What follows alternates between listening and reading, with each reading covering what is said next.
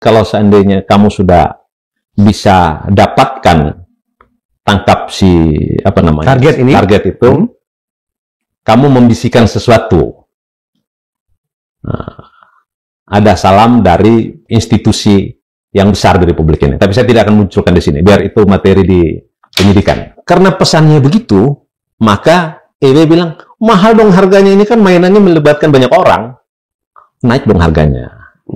Nah, yang tadi tidak debat 50 juta, dia bilang, enggak, gue mau 100 juta, kata EW. Nah, akhirnya negosiasi. Dapatnya 60 juta.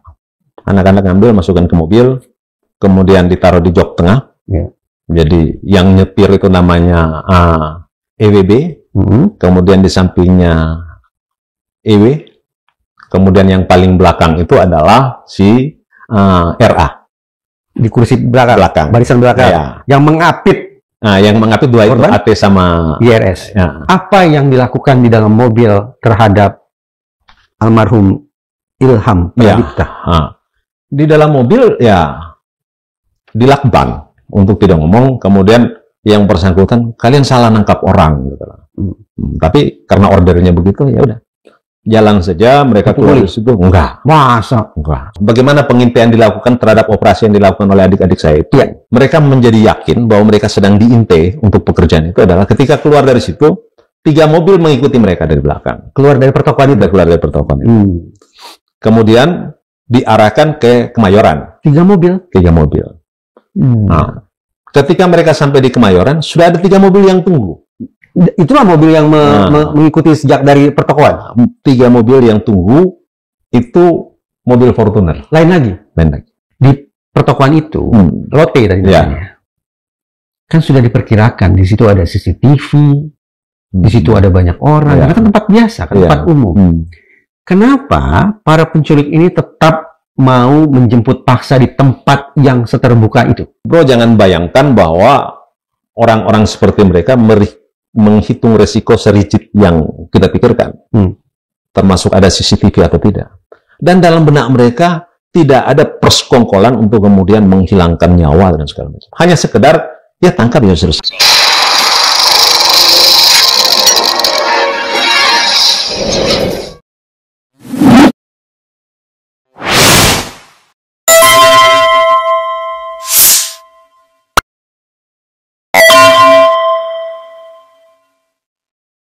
Bang Oning, ini maaf ya, menjemput orang yang masih bernyawa, kemudian membuang orang itu setelah tidak lagi bernyawa, sudah sepantutnya orang-orang yang melakukan perbuatan keji semacam itu dihukum seberat-beratnya loh. Dan itu adalah klien Bang Oning. Oh iya, biarkan aja nanti hukum yang putuskan. Sekarang sedang dipenyidikan, kemudian nanti kita lihat bagaimana jaksa membuat tuntutan, lalu nanti hakim membuat putusan, kita melakukan pembelaan pada saat persidangan. Jadi klien-klien Bang Oning inilah yang tanda petik menyempurnakan peristiwa kejahatan itu, yang memulainya di titik hulu dan mengakhirinya di titik hilir. Oh enggak. Kok enggak gimana? Itu perkataan Adrianus Agal. Itu nanti salah seorang penasihat hukum atau kuasa hukum para tersangka juga. Kan klien saya itu tidak masuk seperti yang diskenariokan si Agal. Nah, ini tanda-tanda adanya pecah kongsi antar para tersangka. Dan perkiraan saya juga pecah kongsi antar kuasa hukum. Kita tidak pernah berkongsi, jadi tidak mungkin pecah. Assalamualaikum warahmatullahi wabarakatuh, Sobat Madilog. Rasanya belum lepas dari ingatan kita kasus meninggalnya diplomat muda Arya Daru. Kita dikejutkan lagi dengan meninggalnya seorang bankir muda yang kebetulan merupakan kepala cabang Bank Rakyat Indonesia. Pelakunya berapa? Dari hari ke hari terus bertambah. 4, 8, dan saat kita berbincang tentang tema ini saat ini, dikabarkan jumlah orang yang sudah diamankan oleh pihak Polda Metro Jaya adalah 15 orang. Narasumber saya saat ini adalah kuasa hukum dari sebagian para tersangka. Kita akan coba cek seberapa jauh keterlibatan mereka, dan kita akan coba takar seberapa jauh mereka akan bekerja sama dengan otoritas penegakan hukum mengungkap kasus ini setuntas-tuntasnya. Narasumber saya adalah Honing Sani, ST, SH, MH, yang merupakan kuasa hukum dari sebagian tersangka kasus penculikan Kepala Cabang BRI, yang sekaligus merupakan Bang Honing ini adalah anggota tim pembela Forum Pemuda Cendana Wangi NTT. Bang Honing, terima kasih ya sudah datang ke ruang diskusi Madilog. Kita lanjutkan perkataan saya tadi, bahwa saya mengendus sudah mulai ada pecah kongsi antar para tersangka, dan pecah kongsi antar kuasa hukum. Tapi disanggah kan ya? Sekarang bantu saya untuk menyamakan persepsi dulu. Ini ada 4 orang wajah tersangka. Yang klien Bang Honing itu yang mana? Coba. Yang punya saya itu adalah yang pertama. Ini yang Bang Honing pegang sekarang ini adalah 4 orang yang diamankan pertama kali kan? Betul. Yang disebut-sebut sebagai pelaku penculikannya dari pertokoan itu. Ya, betul. Yang mana? Kliennya yang mana? Yang saya punya itu ini 1, ini 2, ini 3. Boleh saya tahu inisialnya atau nama mereka siapa? Saya tidak menyebut nama, saya menyebut inisial aja. Oke, dari yang pertama ini siapa? Yang dari paling inisial. kiri. Itu tidak punya saya itu. Oke. Jadi yang mana? Jadi yang punya saya itu yang pertama adalah YRS. YRS yang mana? YRS yang ini. YRS. Ya. Oke, lanjut. Kemudian AT. AT. Ya. AT yang? AT yang ini. AT. Oke. Ya. Kemudian yang berikutnya EWB. Yang pakai topi ini. EWB. Ya. Pertanyaan saya, dari kesemutan komplotan penculik ini ada 1 yang bukan merupakan klien Bang Honing. 2. Ya. Berarti ada 1 orang lagi yang fotonya tidak tercantum di situ. Kenapa mereka tidak masuk dalam kuasa hukum yang sama? Kan seseorang memberikan kuasa atas keyakinan dan kepercayaan mereka. Ya. Dan ketika kasus ini pertama kali mencuat ke publik, maka sebagai senior, sebagai sesama orang NTT, kita mengambil inisiatif untuk melakukan advokasi. Mengapa itu kita lakukan? Untuk menghindari jangan kemudian adik-adik atau yang sekarang ini tersangka kemudian dijadikan bantal karena ketidakmampuan memberikan pembelaan hukum secara maksimal. Tapi kalau Bang Honing katakan mereka memilih tentu berdasarkan kepercayaan mereka. Berarti secara tidak langsung Bang Honing mengatakan ada 2 orang tersangka yang ternyata tidak menaruh kepercayaan mereka terhadap Bang Honing. Karena itu subjektivitas. Sesuatu yang sifatnya subjektivitas tidak bisa ditakar. Kenapa 2 orang itu, maaf kata ya, tidak percaya sementara 3 lainnya percaya pada Bang Honing? Itu tanya aja. Karena kepercayaan itu subjektif. Oke, saya ubah saja kalau gitu. Kenapa 3 orang yaitu AT, GRS, dan EWB mempercayakan perjuangan hukum mereka kepada Bang Honing? Jadi begini ceritanya adalah kita lompat dulu ke belakang. Ketika kasus ini terjadi, lalu adik-adik itu ditahan, kami mengambil inisiatif untuk kemudian ke Polda Metro untuk menemui mereka. Dari 4 orang itu ada seseorang yang menjadi koordinator diperiksa secara terpisah. Apa inisialnya? Inisialnya EW. EW. Itu bukan klien Bang Honing. EW itu yang kemudian ditangkap ketika penerbangan ke Labuan Bajo. Benarkah EW ini kuasa hukumnya adalah Adrianus Agam? Ya. Lanjut. Nah, kemudian 4 yang lainnya itu ketika kita temui semua bersepakat untuk kemudian diadvokasi oleh tim hukum dari Cendanawangi Forum Pemuda NTT.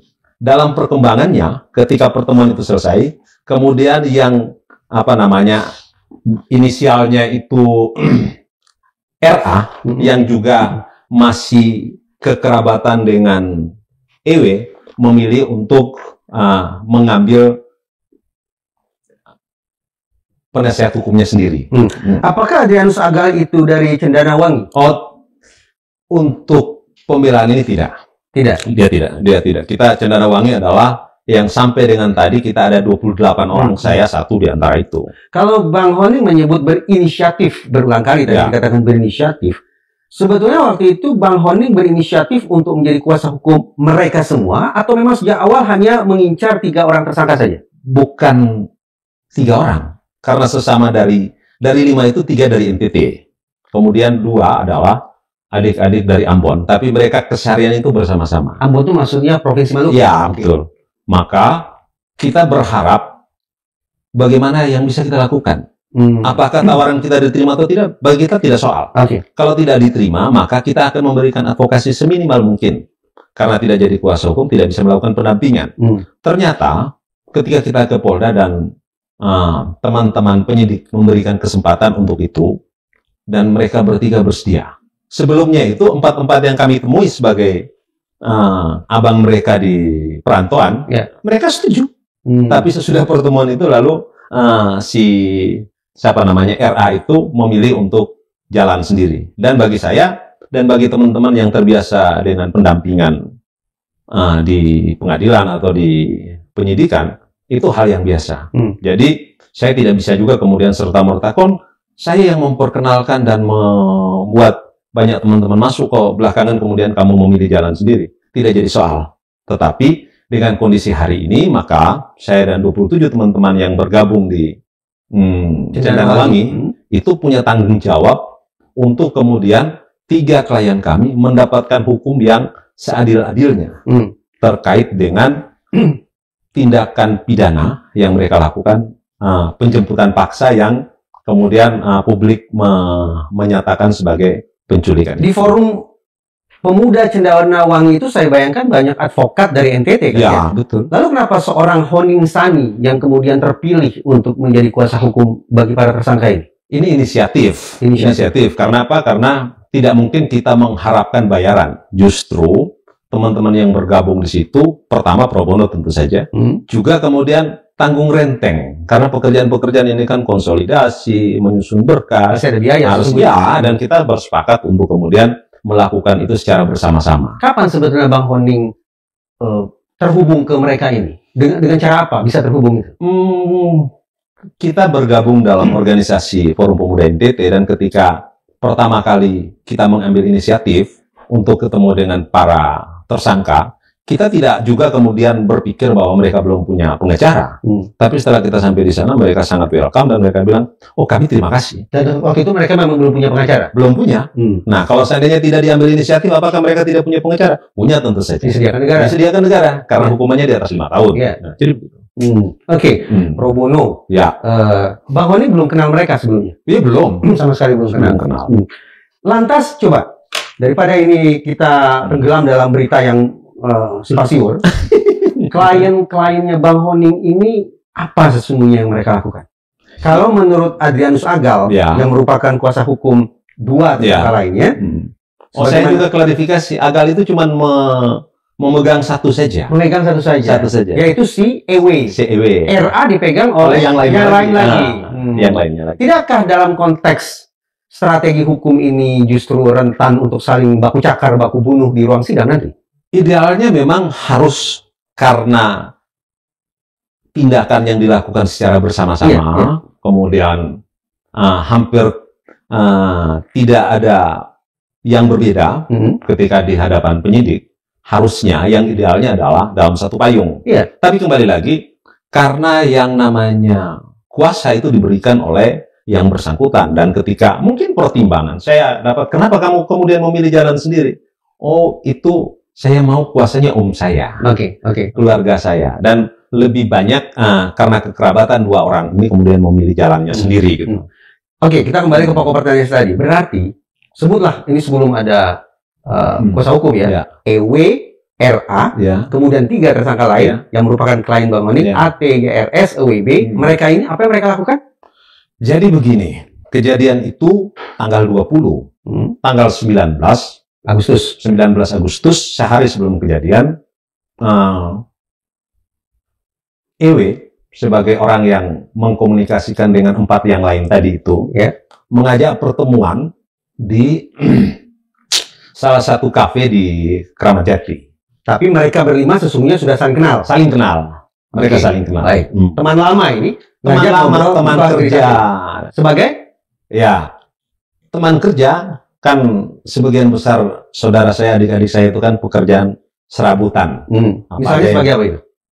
Debt collector misalnya. Jadi mereka berkumpul di kafe itu? Mereka berkumpul, kemudian tentu saja ada kerjaan ini, ada kerjaan. Siapa yang mengajak untuk pertemuan? EW. EW mengajak pertemuan, kemudian di pertemuan itu mereka kemudian setelah mereka berkumpul, tidak lama berselang datang inisial F. F ada di foto ini? Nggak ada. F tidak ada. Saya belum ketemu. F ini laki-laki atau perempuan? Laki-laki. Oke, lanjut. F ini sipil atau bukan sipil? Bukan sipil. Bukan sipil. Lanjut. Jadi F yang mengorder kerjaan itu. Jadi yang berkomunikasi dengan F itu EW. Jadi karena ada permintaan dari F, maka EW mengajak 4 teman-temannya yang lain untuk pertemuan itu. Permintaan F ke dalam EW pertemuan itu, sesudah 4 orang itu hadir, beberapa saat kemudian EW hadir, Setelah itu F datang. Dan F datang, dia bilang begini, saya meminta bantuan untuk kemudian mau menjemput paksa seseorang. Itu kosakata yang dipakai, Ya. menjemput paksa. Ya. Kok formal sekali ya kosakatanya? Nah, jadi untuk kepentingan apa nggak tahu. Kalau dipakai istilah menjemput paksa, ini serius yang dipakai sebutannya menjemput paksa gitu? Karena identik dengan itu, saya menghindari kata yang lain. Karena begini, maaf nih Bapak nih, kalau kemudian digunakan istilah jemput paksa, seakan-akan F ini orang terdidik yang berasal dari sebuah institusi, sehingga bahasanya sedemikian formal. Silakan disimpulkan saja, silakan disimpulkan. Tetapi saya hanya mau memaparkan fakta yang didapatkan ketika bertemu dengan klien. Lalu kemudian dibilang begini, tanggal 19 itu, nanti tempatnya di mana, orangnya siapa, itu nanti diinformasikan belakangan. Lalu disepakati, karena pekerjaan itu kan harus ada upahnya. Upahnya adalah 50 juta. Oke, sampai di situ selesai. Setelah disepakati mau menerima pekerjaan itu, maka EW meminta kepada 4 teman-temannya untuk rental mobil. Karena kan harus kemudian yang bersangkutan harus dibawa dengan mobil. Kita stop sampai situ sebentar. Angka 50 juta itu hasil negosiasi atau harga pasti yang tidak bisa ditawar-tawar? Tawaran waktu itu 50 tanpa ada negosiasi. 50 juta keluar dari mulut EW. Keluar dari mulut F. Dari mulut F. Dari mulut F. Dan langsung diterima. Langsung diterima. Tidak ada penawaran tapi ditolak, tapi langsung diterima. EW tidak berdiskusi dulu dengan RA, AT, YRS, dan EWB tentang besaran. 4 orang itu adalah orang yang berada di bawah EW dalam pekerjaan. Kayak anak buah lah gitu. Ya, tapi mereka mendengar. Mereka mendengar. Adanya dialog tentang permintaan jemput paksa, 50 juta. Iya, betul. Jadi, clear sampai di situ. Dan karena menyepakati bahwa pekerjaan itu diterima, maka EW sebagai koordinator, dia menyiapkan teknisnya. Baik, saya masih lanjut tanya. AT, YRS, EWB, klien Bang Honing, sempat bertanya-tanya tidak? Hey EW, ini tugas apa ini? Kenapa begini? Kenapa harus begitu? Ada pertanyaan-pertanyaan semacam ini tidak? Atau langsung terima? Bang Reza, hari ini semua susah bro. Kalau pertanyaan kemudian berdampak diganti dengan yang lain, maka terima itu sebagai kesempatan untuk mendapatkan penghasilan. Bisa tidak kalau kemudian saya maknai bahwa AT, YRS, dan EWB ini sudah berulang kali masuk dalam situasi perbincangan semacam itu? Ada proyek serupa di waktu-waktu lalu? Pekerjaan-pekerjaan debt collector itu kan banyak sekali. Termasuk jemput paksa? Itu yang baru, tapi sebelumnya itu mereka tidak pernah terlibat yang seperti itu. Dipastikan AT, YRS, EWB tidak pernah terima proyek jemput paksa, tidak pernah. Tapi EW, RA juga sama. RA tuh levelnya sama dengan 3 orang yang lain. Baik, berarti EW ini adalah komandannya ya. Untuk RA, AT, 5 orang YRS, itu EWB. dia menjadi koordinatornya. Dia menjadi orang yang dikomunikasikan dan mengkomunikasikan dengan di luar kelompok itu. Sepanjang yang Bang Honing ketahui, EW dan F ini sudah lama berkenalan satu sama lain? Enggak tahu. Tidak tahu. Enggak tahu. Tapi mereka sudah berulang kali terlibat dalam proyek. Enggak tahu juga. Enggak tahu. Tidak ada perdebatan di kafe itu antara F dan EW tentang proyek jemput paksa ini? Kalau dari klien kami enggak ada. Everybody happy. AT, YRS, EWB melihat tidak adanya perdebatan antara F dan EW? Enggak ada. Tidak ada. Enggak ada perdebatan. Berarti kita bisa bangun asumsi bahwa F dan EW sudah lama kenal sebelumnya. Karena terbukti klien-klien Bang Honing tidak melihat adanya perdebatan antar mereka. Saya tidak tahu apa yang dibicarakan EW karena dia tidak klien saya. Tetapi kalau seandainya kesimpulan seperti itu, silakan saja kita simpulkan. Karena apa? Pekerjaan dengan risiko yang tinggi hanya diberikan ke orang yang sudah saling kenal dan sudah berpengalaman. Bisa jadi begitu. AT, YRS, EWB ini latar pendidikannya apa, Bang Honing? Kalau pendidikannya bagus, dia jadi pembicara di sini, bro. Ya, paling tidak hampir semua kami orang Flores itu, orang NTT, itu masuk ke Jakarta minimal SMA. Mereka ini lulusan SMA ya? Sebagian besar, tetapi untuk 3 orang itu saya belum tahu pasti, tapi sedikit sekali yang tidak tamat SMA, itu sedikit sekali. Di Republik ini lulusan SMA sudah bisa jadi presiden. Yeah. Oh begitu. Asal ijazahnya asli. Saya tidak bicara tentang siapapun. Saya ingin memastikan orang syarat menjadi presiden di Republik ini lulusan SMA minimal. Kalau ijazahnya nggak asli, ribut. Kita bisa ribut panjang. Nggak ribut. Kita bisa buat jadi asli. Oh ya. Gimana pasal apa ini? Kita kembali ke pokok persoalan ini, masalah serius. Jadi deal 50 juta. Lantas apa yang diperintahkan EW kepada klien-klien Bang Honing? Siapkan mobil dan setelah itu bubar. Menunggu instruksi selanjutnya. Itu tanggal 19 Agustus. Ya. Lanjut. Tanggal 20 pagi, anak-anak 3 ini atau yang ada di situ di luar EW itu nggak tahu kapan. Kita nggak tahu juga itu. Kapan kita mau mengambil seseorang itu. Siapa, apa latar belakangnya mereka nggak tahu. Tapi tanggal 20 pagi, kemudian F menelpon EW. Ya. Yuk kita ketemu. Tanggal berapa? Tanggal 20. Keesokan harinya F menelpon EW. EW ini ada di satu tempat tinggal yang sama dengan AT, YRS, dan EWB serta RA. EW ya. Satu rumah yang di Johar Baru itu. Oke. Dan yang beda itu cuman yang 3 ini mana ya? EWB. EWB itu berbeda. Jadi mereka ini mendengar ya adanya perbincangan di tanggal 20 antara F yang bukan sipil itu dengan EW. Bukan perbincangan, telepon. Ya kan? Kita ketemu dong. Jam 8 telepon. Pagi. Kemudian jam 10, mereka 10, setengah 11, mereka ketemu di salah satu kafe di daerah Salemba. Lagi-lagi semua orang ini. Semua hadir. Orang berlima plus F. 5 plus F bertemu di kafe yang sama. Di Jakarta. Di Salemba, Jakarta Pusat. Jakarta Pusat. Oke. Dalam pertemuan itu kemudian yang bersangkutan bilang. Yang bersangkutan maksudnya siapa? F. Pemberi order ini bilang, nanti kita akan menuju ke salah satu mall di Kramat Jati, Lotte, untuk karena target kita ada di sana, ada acara itu. Sedikit Bang Honing, AT, YRS, dan EWB plus EW, mereka sudah tahu bahwa F ini bukan sipil. Mereka nggak tahu. Masa tidak tahu? Mereka nggak tahu. Mungkin saja EW tahu, tapi yang lain nggak tahu. Paling tidak 3 klien saya nggak tahu. Nah, 3 klien saya nggak tahu dan mereka pergi. Pertemuan itu selesai. Di pertemuan itu kemudian F ketika 5 orang sudah kumpul, dia datang dan dia bilang seperti yang tadi saya bilang. Dan kalau seandainya kamu sudah bisa dapatkan tangkap si target itu, kamu membisikkan sesuatu. Ada salam dari institusi yang besar di Republik ini. Tapi saya tidak akan munculkan di sini, biar itu materi di penyidikan. Saya belum paham, Bang. Ya, biar nanti jadi misteri. Ya, ini kalimat ada salam dari lembaga tertentu. Ya, itu F yang keluarkan. F sampaikan ke EW. Sampaikan ke semua. Agar menyampaikan ke target itu. Ke target.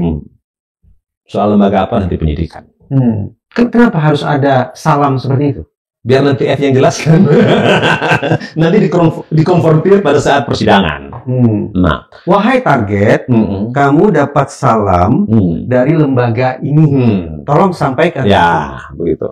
Jadi ketika dibekap pertama kali di parkiran itu, itulah perkataan yang diucapkan oleh. Diucapkan atau tidak, tapi paling tidak pesan di pertemuan itu seperti itu. Karena pesannya begitu, maka EW bilang, mahal dong harganya, ini kan mainannya melibatkan banyak orang. Naik dong harganya. Dan yang tadi tidak debat 50 juta, dia bilang, enggak, gue mau 100 juta. Kata EW. Nah, akhirnya negosiasi. Dapatnya 60 juta. Setelah disepakati 60 juta, berarti deal dong. Pekerjaan bisa dilakukan. Maka, pada saat itu juga? Enggak. Kemudian, F mengeluarkan uang 350.000. Diberikan kepada RA. RA ini masih punya hubungan keluarga dengan EW. Untuk membeli rokok, beli lakban, beli handuk, beli masker. Itu juga perintah F. Beli barang-barang itu? Ya, direct. Memberi uang dan katakan mau beli itu. Untuk apa dijelaskan? Nah, tidak ditanyakan. Lakban pasti bisa dipahami kalau misalnya nanti buat tutup mulut dan segala macam. Rokok Karena tidak dibicarakan, tidak ada pertanyaan lebih lanjut. Kemudian apa namanya, handuk, masker gitu. Tapi yang dipakai cuma lakban. Masker sama handuk nggak dipergunakan ketika mereka tangkap. Jadi begitu. Iya. Sesudah itu mereka ke parkiran di Kramat Jati menunggu, dan disinyalir dari klien kami ketika ketemu dengan mereka itu sudah ada yang mengintai, sehingga tahu bahwa kalian harus parkir. Kalau kita lihat di CCTV itu di samping persis di samping mobil korban. Bayangkan saja 5 orang itu tidak tahu siapa targetnya, apa mobil target segala macam, tapi ditempatkan di situ. Foto diperlihatkan tidak? Enggak. Nama tidak disebut? Enggak. Masa sih Bang? Enggak. Mau menjemput paksa seseorang? Karena semua diperintahkan real time pada saat sudah di lokasi. Memang begitu? Prakteknya begitu? Setiap kali jemput paksa? Enggak, bukan setiap kali. Itu pertanyaan jebakan. Oh. Jadi untuk operasi itu begitu metodenya. Sekarang saya begini, Bang Honing tentu ingin mengatakan bahwa seluruh klien Bang Honing tidak pernah melakukan jemput paksa sebelumnya. Ya. Kan? Tapi sekarang nalar sederhana, kalau memang awam, kalau memang mereka tidak punya pengalaman, pasti akan bertanya-tanya, siapa yang mau kita jemput? Mana fotonya? Cirinya seperti apa? Namanya siapa? Dan seterusnya. Jadi di dunia, apa ya, quote and quote ya, saya minta maaf kalau nanti ada yang menganggap saya keliru, menempatkan diksi preman misalnya, itu bukan hal yang luar biasa hebat. Menangkap orang, masukin orang untuk sesaat dengan bayaran tertentu, itu sesuatu yang tidak terlalu luar biasa. Tetapi dengan semuanya serba tertutup dan dilakukan pada saat sudah di lokasi baru, oh ini orangnya. Nah, siapa yang mendireksi itu? Karena mereka punya koordinator ya, yang berkomunikasi dengan pengintai katakanlah. Kalau F ini sih bisa masuk kategori yang mengintai juga. Ya, EB. Jadi begitu. Jadi, oke, lantas mobil mereka parkirlah di pertokoan itu. Ya, di samping. Jadi ketika yang bersangkutan, saya kemudian mencoba melihat real time ya. Ternyata dari informasi yang saya dapat, dari jam 2 sampai dengan jam 4:30 itu yang bersangkutan target ada di sana, ada rapat. Kemudian dia keluar ke parkiran itu 14:49. Yang saya dapat informasi juga setelah dia sholat. Kemudian dia mau ke mobil, dari situ kemudian dibekap, dimasukkan ke mobil. Jadi dalam mobil yang putih itu, jadi 6 orang, 5 plus dengan yang bersangkutan. Ya. Nah, kapan berarti 5 orang ini, 5 orang penculik ini tahu persis bahwa itu dia target kita? Pasti ada yang menginformasikan. Lewat telepon? Ya, pasti ada yang menginformasikan. Dan komunikasinya ke EW. Lalu EW yang memberi instruksi kepada 4 orang semuanya ini. Itu dia target kita. Gitu. Iya. Jadi itu. Anak-anak ambil, masukkan ke mobil, kemudian ditaruh di jok tengah. Jadi yang nyetir itu namanya EWB, kemudian di sampingnya EW, kemudian yang paling belakang itu adalah si RA. Di kursi belakang. Barisan belakang. Yang mengapit. Nah, yang mengapit 2 itu AT sama IRS. Apa yang dilakukan di dalam mobil terhadap almarhum Ilham Pradipta? Di dalam mobil ya dilakban untuk tidak ngomong, kemudian yang bersangkutan, kalian salah nangkap orang gitu. Tapi karena ordernya begitu, ya udah jalan saja. Mereka keluar dari situ. Enggak. Masa? Enggak. Saya bayangkan almarhum ini kabarnya adalah guru kempo bela diri. Enggak, mereka enggak.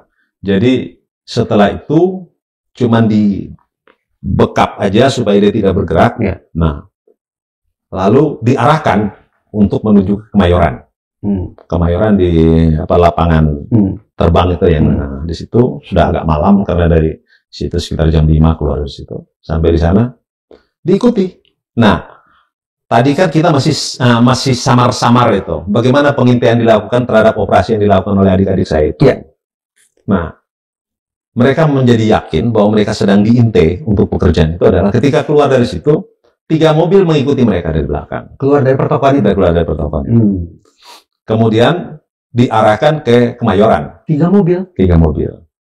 Nah, ketika mereka sampai di Kemayoran, sudah ada 3 mobil yang tunggu.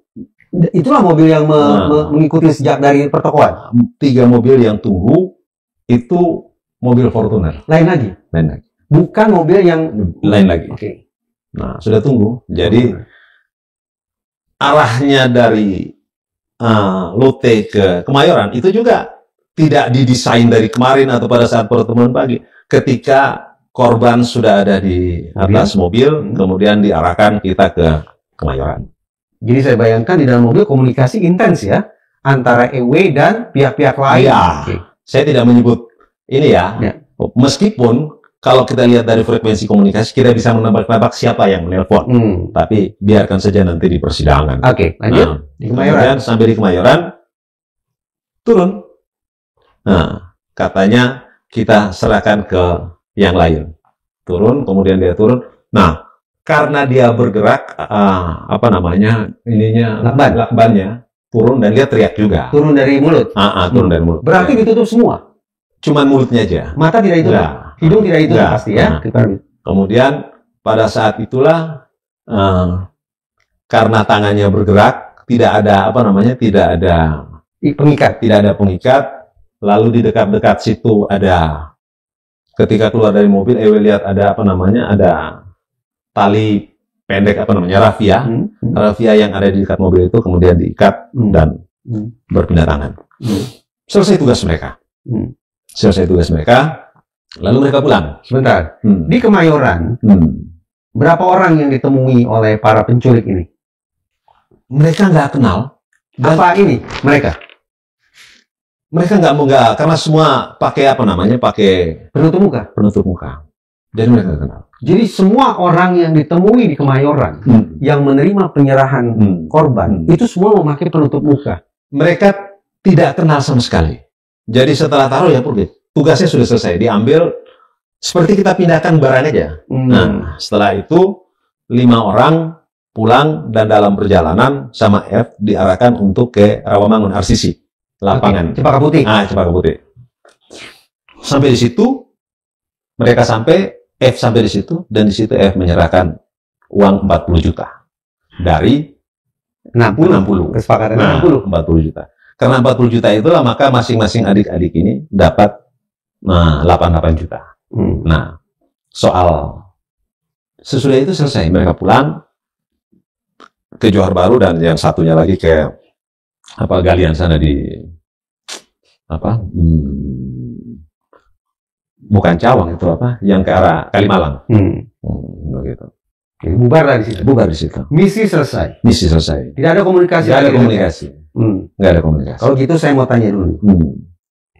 Di pertokoan itu, Lotte tadi kan sudah diperkirakan di situ ada CCTV, di situ ada banyak orang, kan tempat biasa, tempat umum.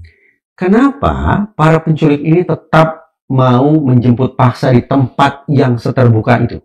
Karena bagi mereka ini pekerjaan. Bro, even pekerjaan seperti itu di Jakarta susah. Ya.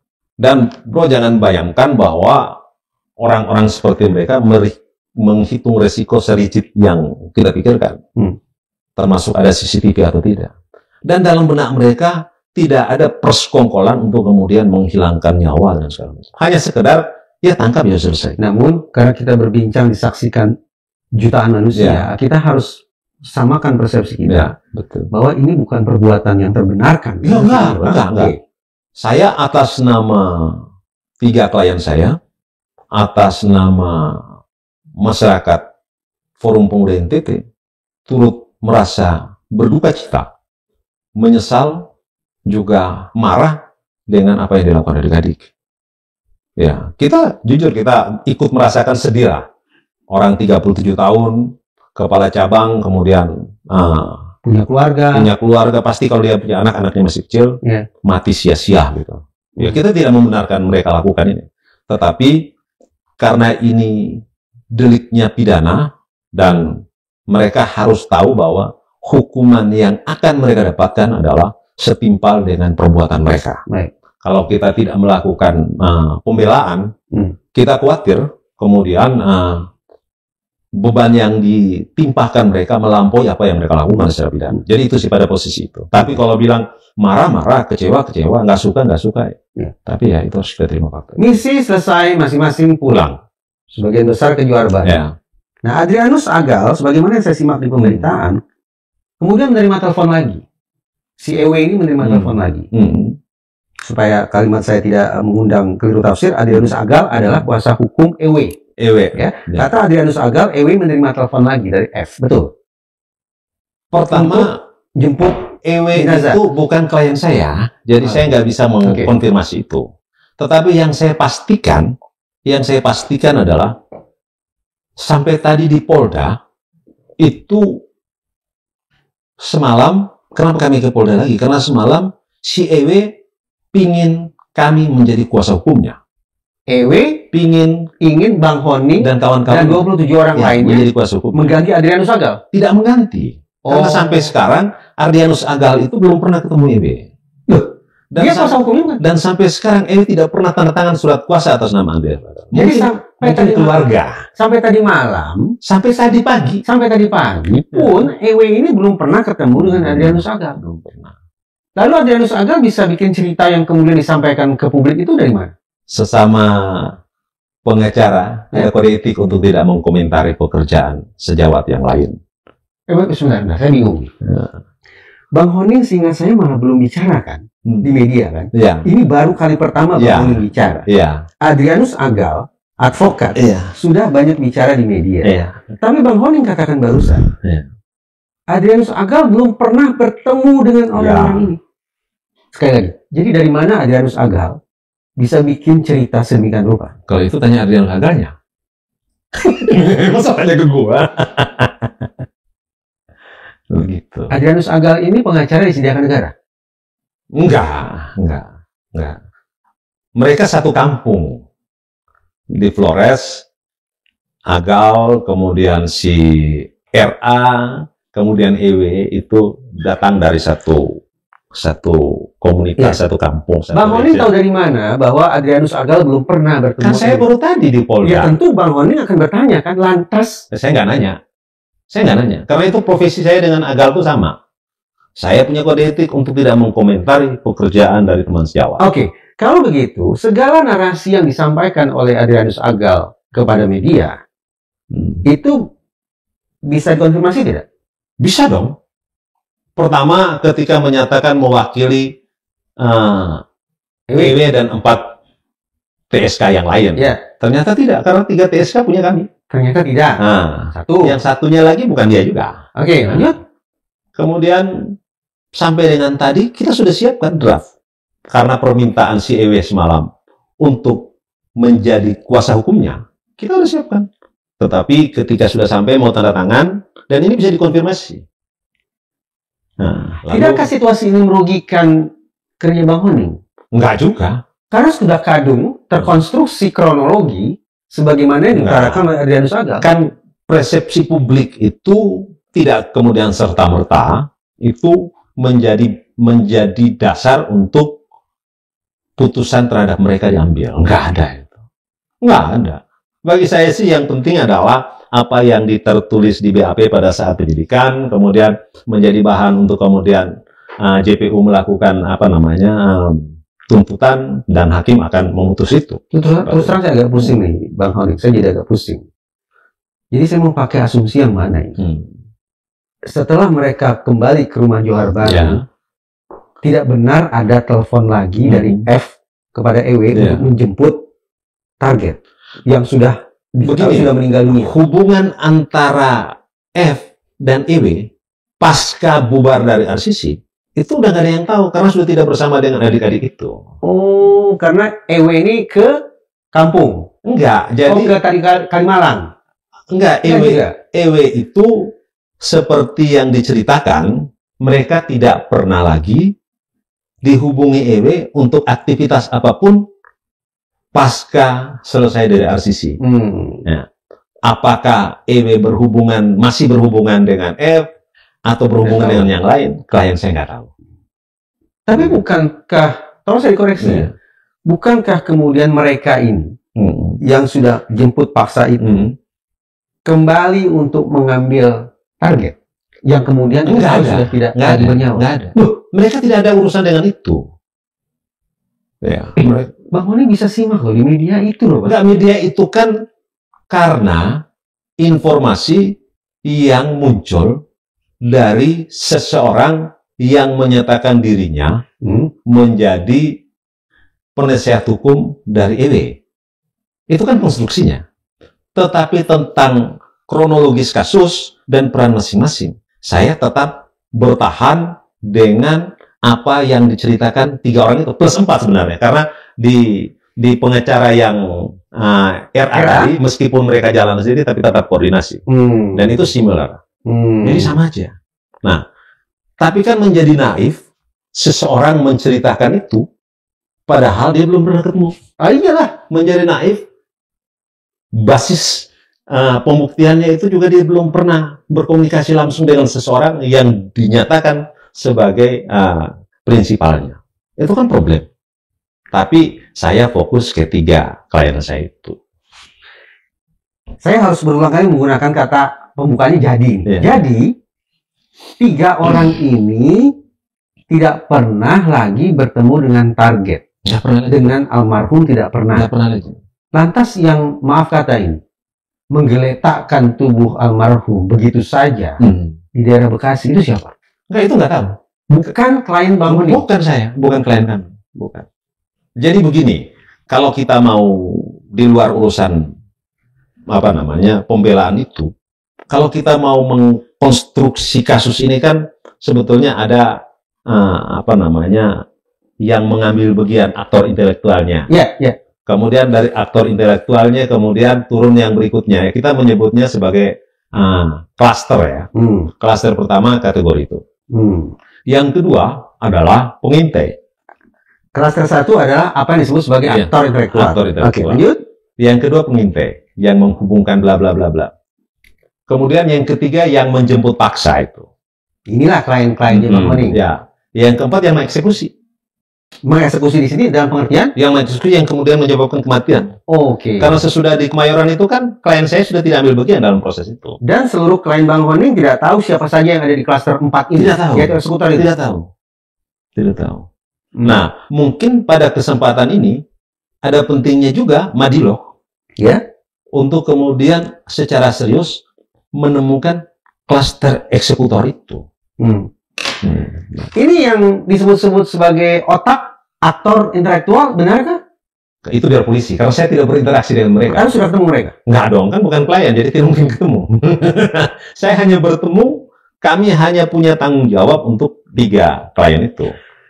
Sebagaimana tadi di awal diskusi kita, Bang Honi, dari pemberitaan di media saya tangkap bahwa sudah 15 orang yang diamankan oleh pihak Polda Metro Jaya.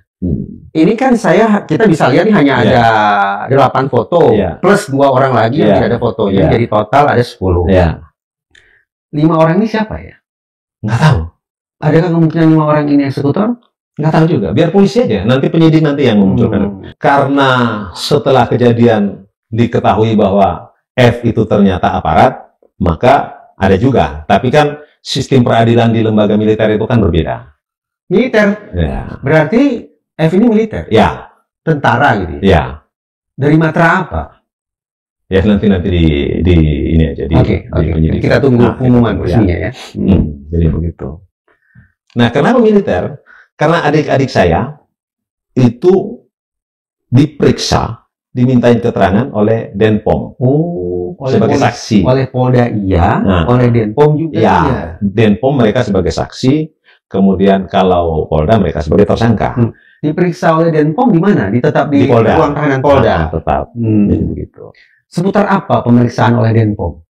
Tetap hanya keterkaitan antara si F yang apa namanya yang memberikan order, dan apa yang mereka ketahui tentang F. Lalu apa yang disampaikan oleh sangat terbatas karena mereka tidak berinteraksi. Sangat terbatas. Diminta tidak mengidentifikasi apakah F ini wajahnya, fotonya ini? Ya mereka tahu. Oke, masih diingat. Masih diingat. Karena tanggal 19 ketemu, tanggal 20 pagi ketemu, tanggal 20 malam ketemu lagi di RCC pada saat penyerahan uang. Jadi mereka hafal wajah F. Di dalam mobil perbincangan apa yang berlangsung antara para penjemput paksa atau penculik itu dengan korban? Dia hanya bilang salah tangkap.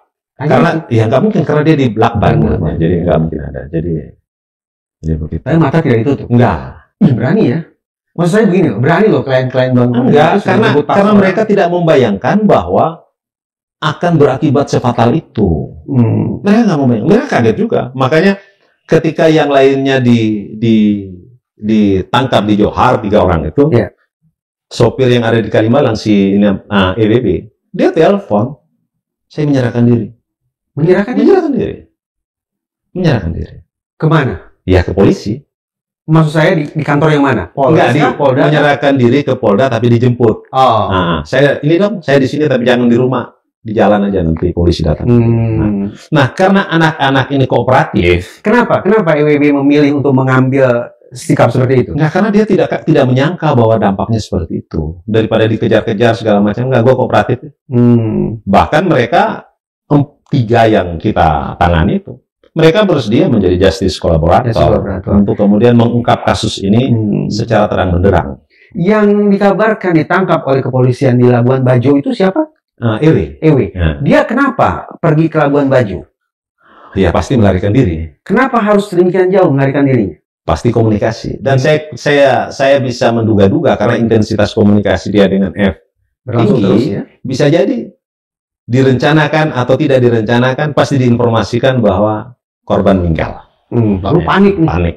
Ya. EW panik. Nah, untuk seperti apa biar nanti di EW aja yang akan menjelaskan kenapa dia pergi ketika teman-teman yang lain tidak. 3 orang AT, YRS, EWB, kapan mereka mengetahui bahwa ternyata orang yang dijemput paksa itu ternyata sudah dalam kondisi meninggal dunia? Kan 21 pagi kan sudah rame itu. Jadi mereka tahu dari media. Mereka tahu dari media dan kemudian dijemput dan mereka tidak ada perlawanan apa-apa. Kooperatif. Sudah di BAP. Ya. BAP sudah selesai. Sudah selesai. Berkas di mana itu sekarang? Masih di kepolisian? Masih di kepolisian belum. Nah, justru ini bisa dikonfirmasi kembali bahwa di Polda ini teman-teman polisi juga senang karena 4 ini di luar EW sangat kooperatif dan menceritakan apa adanya. Sehingga apa? Sehingga pasal yang dikenakan ketika surat pemberitahuan tentang penangkapan dan penahanan, pasalnya 328 dan 333. Yaitu? Ya. 328 tentang penculikan, 333 tentang merampas hak kemerdekaan. Tidak ada pasal 340, 338 pembunuhan berencana, tidak ada. Pasal penganiayaan mengakibatkan orang meninggal dunia, tidak ada. Pasal pengeroyokan, tidak ada. Ya kan? Sebatas pasal penculikan aja. Nah, justru karena mereka sudah sampai di situ, maka kita bersama-sama harus mendorong supaya memastikan siapa eksekutornya. Jadi Bang Honing ini tidak membangun sebuah strategi pembelaan bahwa klien kami tidak melakukan apapun, bukan begitu ya? Enggak dong. Tapi ingin mengatakan kepada majelis hakim bahwa mereka lakukan ini loh. Yang dilakukan itu, yaitu penjemputan paksa. Ya. Sebatas itu. Sebatas itu. Apakah saya sebagai klien, sebagai penasihat hukum, ya saya akan semaksimal mungkin mereka dihukum atas perbuatan mereka. Tidak boleh lebih. Nah, supaya tidak boleh lebih, maka kita sama-sama untuk menghindari misteri kematian yang tidak terjawab siapa pelakunya, kita harus sama-sama menjaga kasus ini. Menjaga kasus ini. Ya, sebagai pengamat, orang yang mengerti segala macam, kita bisa bahas ini sangat lebar. Tapi saya benar-benar fokus untuk berbicara atas nama 3 klien saya. 3 klien Bang Honing tidak pernah bermasalah dengan hukum sebelumnya? Sejauh ini sih tidak. Jadi ini adalah catatan, ya apa boleh buat ya, akan jadi catatan kriminal pertama yang mereka lakukan. Ya, bisa jadi karena tidak mengerti, bisa jadi karena kebutuhan ekonomi yang lagi tidak baik-baik saja ini. Jadi setiap ada peluang, ada pekerjaan yang kemudian dibayar dengan pantas. Nah, tapi saya tidak yakin adik-adik saya berani kalau dari awal kita tangkap orang mau dibunuh itu. Mereka pasti nggak mau. Kalau sejak awal mereka tahu bahwa ini isinya adalah berujung orang meninggal, akan ditolak. Pasti nggak mau. Pasti nggak mau. Saya pastikan mereka nggak mau. Kalau jemput paksa saja oke lah. Ya oke lah. Ya kan, mendapat 60 juta kan kalau dibagi-bagi kan 10-10 kan masih dapat lah. Walaupun itu tetap pidana kan ya. Iya. Walaupun itu tetap harus kita sepakati sebagai suatu perbuatan Iya, yang tidak boleh iya, dilakukan. iya. Gitu. Iya. Terakhir, Bang Waning, praktis Bang Waning tidak tahu mereka ini. Saya nggak kenal. Saya dari 15 itu saya dapat di media, Ya. kemudian ditangkap di PIK, ada yang ditangkap di Solo, Ya. ada yang latar belakangnya militer, ada yang baru ditangkap belakangan yang mengerti IT dan segala macam. Itu ranah yang bukan menjadi tanggung jawab saya. Saya fokus di 3 klien itu, dan saya akan menjaga supaya mereka dihukum sesuai dengan apa yang mereka lakukan. Baik. Jadi, Honing Sani STSH-MH yang merupakan kuasa hukum dari setidaknya sejauh ini ada 3 orang tersangka dalam kasus penculikan Kepala Cabang BRI sekaligus anggota tim pembela Forum Pemuda Cendana Wangi NTT. Terima kasih sudah datang ke ruang diskusi Madilog.